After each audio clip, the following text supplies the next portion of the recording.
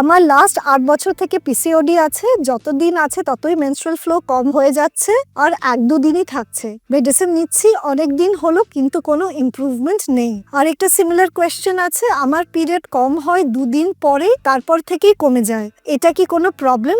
এটাতে কি baby conceive করতে প্রবলেম হবে?